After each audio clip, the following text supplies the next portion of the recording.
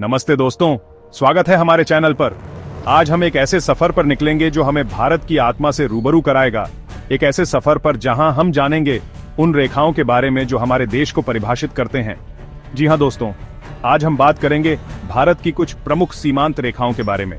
ये सीमाएं दोस्तों सिर्फ रेखाएं नहीं हैं, बल्कि हमारे देश के इतिहास, संस्कृति और सामरिक महत्व को दर्शाती हैं।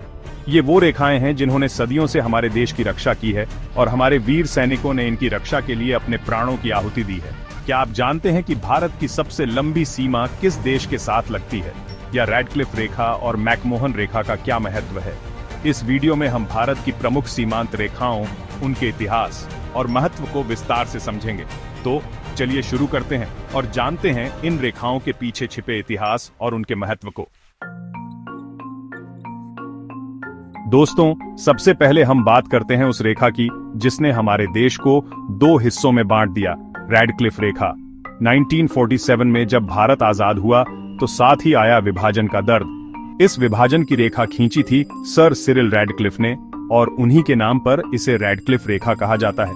3,323 किलोमीटर लंबी यह रेखा जम्मू कश्मीर से लेकर गुजरात तक फैली हुई है। इसने पंजाब और बंगाल को भी दो हिस्सों में बांट दिया।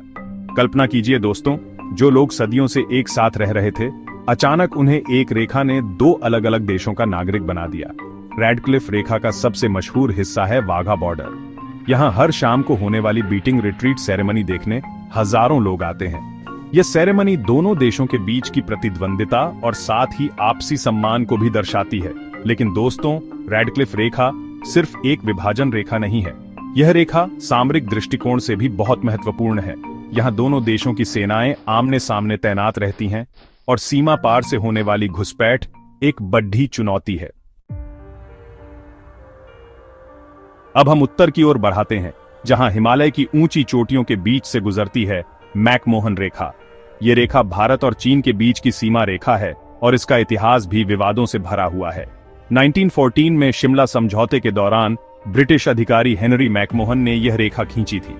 3,488 किलोमीटर लंबी यह रेखा अरुणाचल प्रदेश, सिक्किम और हिमाचल प्रदेश से होकर गुजरती है। लेकिन दोस्तों, चीन इस रेखा को मान्यता नहीं देता है और यही कारण है कि यह क्षेत्र हमेशा से विवाद का विषय रहा है। 1962 के भारत चीन युद्ध का एक कारण यह रेखा भी थी।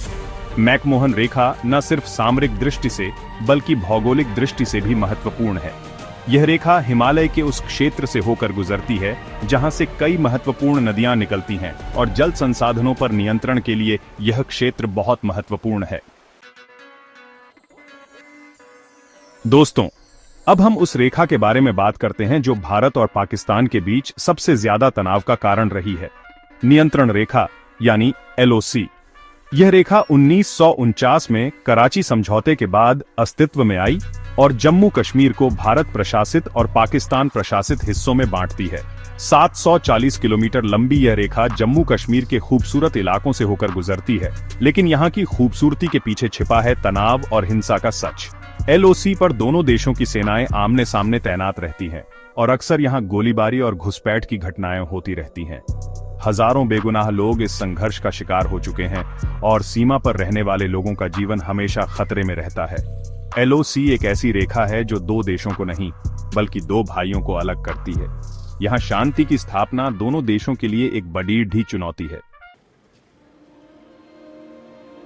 दोस्तों, अब हम पूर्व की ओर रुख करते हैं, जहां दुनिया की सबसे ऊंची पर्वत श्रृंखला हिमालय भारत और चीन को अलग करती है। यहां से गुजरती है वास्तविक नियंत्रण रेखा यानी LAC।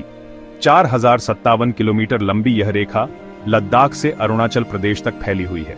लेकिन दोस्तों, LAC को औपचारिक रूप से परिभाषित नहीं किया गया है और यही कारण है कि यहां अक्सर विवाद होते रहते हैं। 2020 में गलवान घाटी में भारत चीन सैनिकों के बीच हुई झड़प इसी LAC पर हुई थी। यह घटना इस बात का सबूत है कि LAC पर शांति कितनी नाजुक है। LAC पर एक महत्वपूर्ण व्यापारिक मार्ग भी है, नाथू ला दर्रा। यह दर्रा सिक्किम में स्थित है और भारत और चीन के बीच व्यापार के लिए एक महत्वपूर्ण मार्ग है। दोस्तों, अब हम उस रेखा की बात करते हैं जो भारत को अपने एक पीडीडोसी देश से जोड़ती है, भारत बांग्लादेश सीमा रेखा। 4,096 किलोमीटर लंबी यह रेखा भारत की सबसे लंबी अंतर्राष्ट्रीय सीमा है। यह रेखा पश्चिम बंगाल, असम, मेघालय, त्रिपुरा और मिजोरम से होकर गुजरती है। 1947 में बंटवारे के दौरान इस रेखा को परिभाषित किया गया था। यह सीमा व्यापार, सांस्कृतिक आदान प्रदान और प्रवास के लिए महत्वपूर्ण है। लेकिन दोस्तों, इस सीमा पर कुछ चुनौतियां भी हैं। अवैध प्रवास और तस्करी यहां की दो सबसे बड़ी समस्याएं हैं। भारत और बांग्लादेश के बीच सीमा पार अपराध को रोकने के लिए मिलकर काम करने की जरूरत है। तो दोस्तों, यह था भारत की कुछ प्रमुख सीमांत रेखाओं का एक छोटा सा परिचय। ये सीमाएं सिर्फ रेखाएं नहीं हैं, बल्कि हमारे देश के इतिहास, संस्कृति और सुरक्षा का प्रतीक हैं। हमें उन वीर सैनिकों का सम्मान करना चाहिए जो इन सीमाओं की रक्षा करते हैं और हर दिन अपनी जान जोखिम में डालते हैं ताकि हम चैन की नींद सो सकें। अगर आपको यह वीडियो पसंद आया हो तो इसे लाइक करें, शेयर करें और हमारे चैनल को सब्सक्राइब करना न भूलें। नीचे कमेंट में बताएं कि आपको इनमें से कौन सी सीमांत रेखा के बारे में जानकर सबसे ज्यादा अच्छा लगा। अगले वीडियो में मिलते हैं, तब तक के लिए नमस्ते।